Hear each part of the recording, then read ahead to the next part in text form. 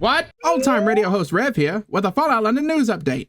After multiple weeks and multiple episodes, Gunther McPunch has done the impossible and managed to obtain all signatures he needs to get into Parliament. I don't know how anybody could have ever doubted him. I certainly never did. What will our, amazing, intrepid, dashingly handsome, that was good, right? Yeah, okay, hero, yeah, do now. Sounds to me like he's going to waltz right in there and tell that Smythe character to stick that fancy hat of his up his... Okay. Yeah, our story begins in the doorway of McPunch Cathedral. After completing his architectural masterpiece, Gunther decided it was time to make his way to Parliament with all those signatures that he had been working so hard for. However, Arthur didn't seem too excited about it.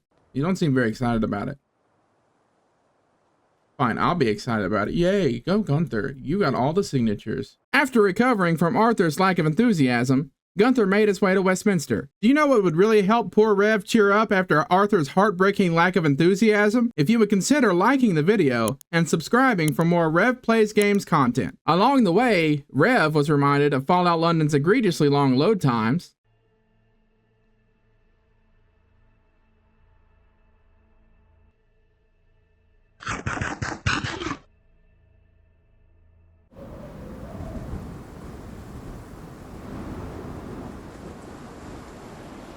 And after what seemed like a lifetime, the journey was back on. Walking through the streets of Westminster, I reminisced on the journey to get the signatures. Then I also had to go through a death maze. I lost all cognitive ability to do anything because I was in that maze so long, I lost my mind. And even though I was deep in thought, I did take the time to compliment a random fella and his car. That's a nice car you got there. Is that your car? That's pretty.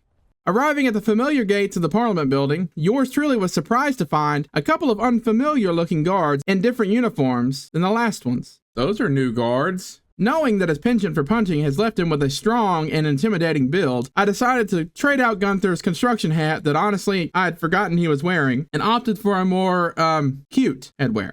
This should be less intimidating. Are you intimidated? However, mine and Gunther's concern for the feelings of the guards apparently disappeared quite soon after, because I immediately began to make fun of the guards' voices. What business do you have here? I'm here to enter the palace of Westminster. Here's my petition. I am Optimus Prime. Thankfully, the journey for the petition signatures paid off, and soon our dynamic duo was granted permission to enter Parliament. This guard even congratulated me, and after telling my two guard friends goodbye, I went to the super secret entrance, given to me by the guards, and it was in a telephone booth of all things. And unfortunately though, this telephone booth ride became one of nightmares, as it would seem that there were definitely some ulterior motives involved, which is kinda how I feel about most of what Kenneth Copeland says at any point in time. I wish my reverend spidey senses would have kicked in a little sooner. Turns out it's a cage. What if it's a cage? What if it puts me in the middle of this like room and it's just me and like I'm in a zoo now? It's a Gunther zoo exhibit. Now thoroughly convinced that poor Gunther was going to be part of a zoo exhibit, I cried out into the sea of other telephone booths. Telephone booth, save me! One of you has got to have the doctor inside of it. However, nothing seemed to work, and I grew desperate. Was this the end of poor Gunther McPunch, forced to live out the rest of his days in some horrendous telephone booth cage? These were the thoughts running through my head as I yelled out, "Help me, Oprah Winfrey! Save me, Tom Cruise!" It's like my favorite line from Talladega Nights. Alas, there was no sign of Oprah Winfrey or Tom Cruise. It was only me and my poor, trapped character Gunther. I would like to say that things got better from there, but I would be lying. Turns out Gunther's fate was far worse than being in a zoo. As explosions began to ring out, much to my horror, I noticed that the phone booths were being explosively removed from existence. One by one, the phone booths dropped, each followed by a loud boom, a very loud reminder that time was running out, the clock was ticking down, and soon I would have to watch poor Gunther McPunch get turned into a fine McPaste. Looking over the edge of what would be my doom, I had nothing left but to wish the world goodbye. Goodbye, cruel world. But nothing happened, and my telephone booth cage glided safely over the pit that I was convinced would be poor Gunther's demise. Thought I was going to become Reverend Chunks, Gunther Chunks, lots of chunks. As the journey carried on, and after a few more twists and turns, I would finally see where my journey for petition signatures would land me. Oh, it's a prison cell. After awakening, I was horrified to find that while in his slumber, the guards had stolen something very important to Gunther. Where'd my hat go, you monsters?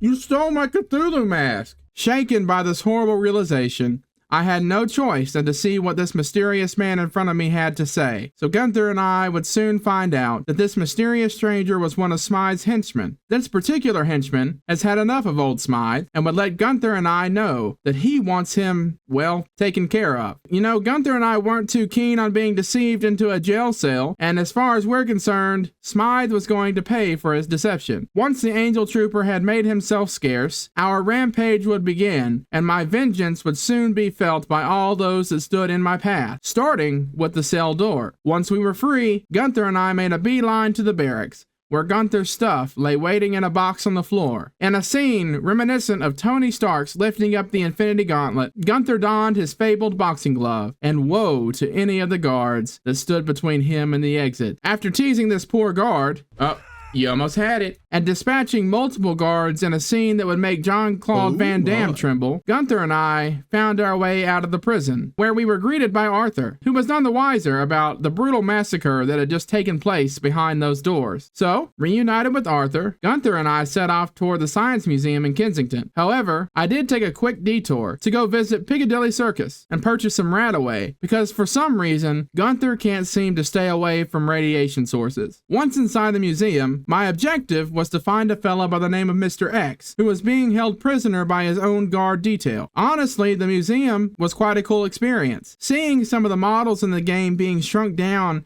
into displays was quite cool. And the oversized body exhibit was grotesque, but it was interesting. There was one model that really caught my attention, as it was a model of what is called the Demon Core. And it's at this point I will say, welcome to the new section called Rev Nerds Out. Here, Rev will dispense some useless knowledge that he has obtained over his years. Yay! So, the Demon Core was a sphere of plutonium encased in two halves of a beryllium sphere that would take the lives of two physicists. The model is accurate, down to the screwdriver that is holding the two halves of the spheres apart from one another. That screwdriver, in this moment, is the only thing keeping Gunther from a gruesome fate via immense radiation poisoning. If that casing around the Demon Core were to completely close off, it would cause the plutonium to go supercritical, and it would not be good. Thank you for listening to Rev Nerds Out. Anyway, back to our journey. Fighting our way through the onslaught of robots and angel troopers, and taking the time to admire the exhibits, Gunther, Arthur, and I would soon happen upon the room where Mr. X is being held captive. Of course, two scientists that were in the room decided the best place to stand in the middle of a firefight is directly between the two parties firing rounds at one another. I need to shoot the guys with the guns. Get out of my way!